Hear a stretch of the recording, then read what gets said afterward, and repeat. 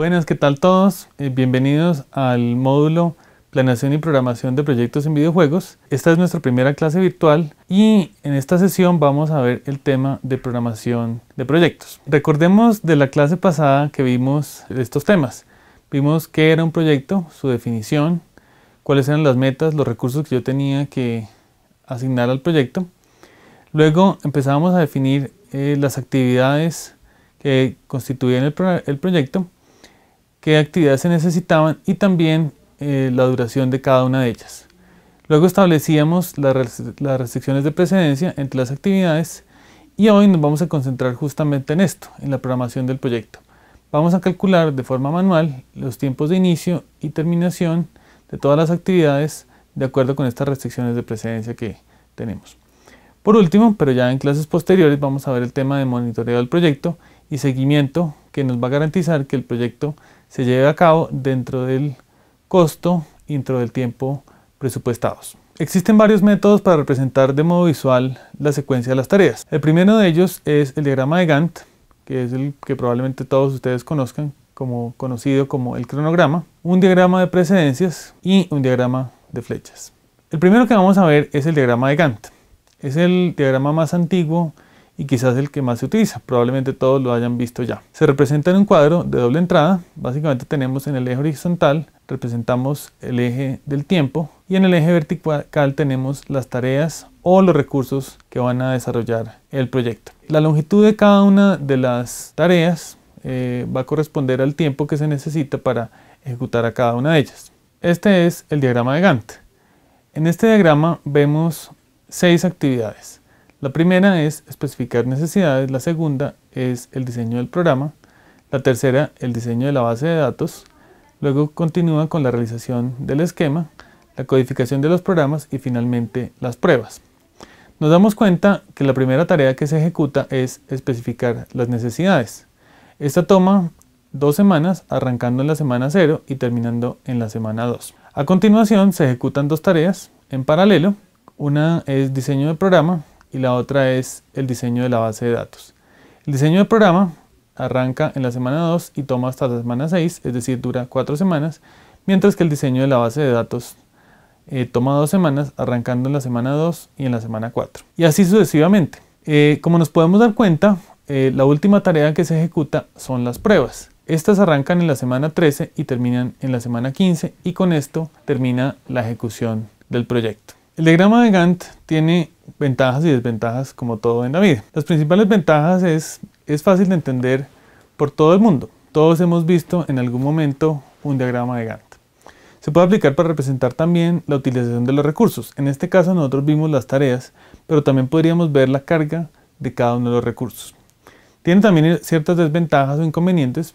Por ejemplo, no muestra explícitamente la relación de las tareas.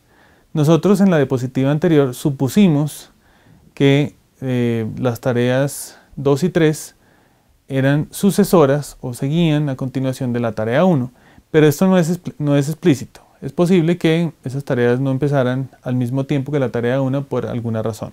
Cuando los proyectos tienen muchas tareas o tenemos múltiples productos y proyectos, es difícil de visualizar, es difícil de entender.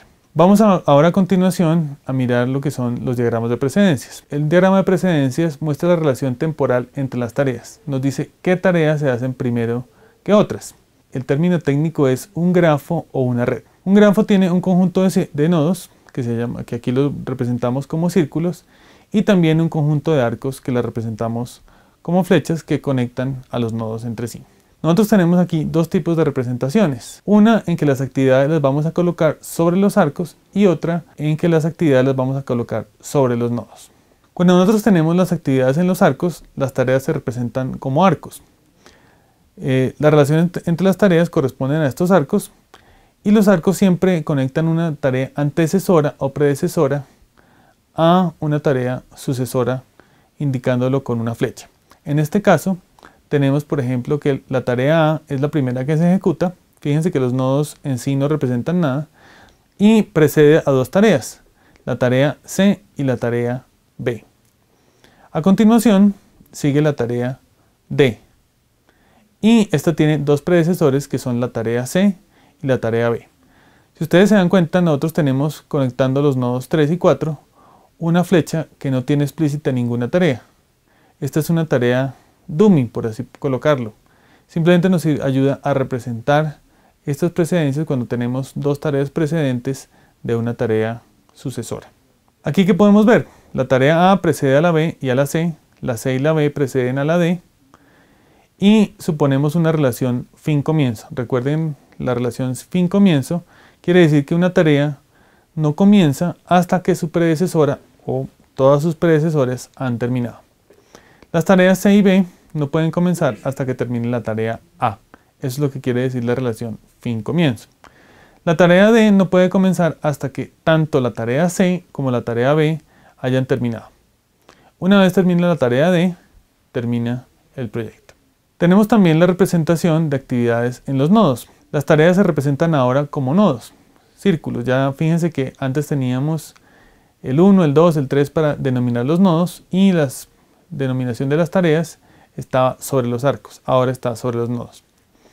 La relación entre las tareas son los arcos o las flechas, y los arcos van siempre de una tarea antecesora a la sucesora, indicándolo con una flecha. Miremos esto. Este es un proyecto que consta de 5 actividades. Las vamos a denominar A, B, C, D y E. Y tenemos unas relaciones explícitas de precedencia que las determinamos con las técnicas que vimos la clase pasada. ¿Qué sabemos? Las tareas A y B no tienen predecesores. A es un predecesor inmediato de la tarea C. A y B son predecesores inmediatos de D. Y C y D son predecesores de E. Esta es la red del proyecto. Tenemos un nodo. Fíjense que aquí los nodos como tal los vamos a numerar, valga la redundancia, con números, porque las tareas van a estar representadas en los arcos. Tenemos dos tareas que no tienen predecesores, que son A y B, entonces podemos sacar de este nodo 1 dos arcos que representan las tareas A y B. A continuación nos dicen que A es predecesor inmediato de C.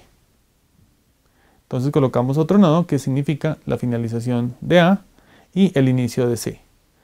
A y B son predecesores inmediatos de la actividad D.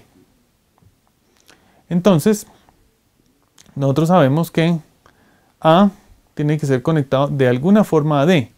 Hay una regla, nosotros no podemos tener dos arcos que salgan y lleguen a los mismos nodos. Entonces tenemos que crear una actividad ficticia, una actividad dummy, P, y de esta forma la conectamos para representar de esta forma las precedencias. Entonces aquí tenemos D. A continuación tenemos la tarea E, que tiene dos predecesores, la tarea C y la tarea D. Creamos un nodo adicional que es el 4, y de ahí sacamos una nueva flecha, que es la E, que termina en el nodo 5. Y aquí tenemos la representación del proyecto en los arcos. Ahora vamos a representar este proyecto con actividades en los nodos. Tenemos un nodo inicial que vamos a denominar S, es el Start. Y ahora vamos a mirar qué actividades no tienen predecesores. En este caso son las actividades A y B. Las unimos con las flechas y ahora miramos la siguiente. La siguiente actividad es la actividad C. Esta actividad únicamente tiene un predecesor que es A. La siguiente actividad que vemos es la actividad D. Esta tiene dos predecesores que son A y B. Entonces sacamos una flecha del nodo A y del nodo B. Finalmente tenemos que la actividad E tiene dos predecesores que son C y D. Entonces sacamos una flecha de C y una flecha de D para representar las precedencias de la actividad C. Finalmente, esto es opcional, colocamos un nodo terminal para denotar la finalización del proyecto.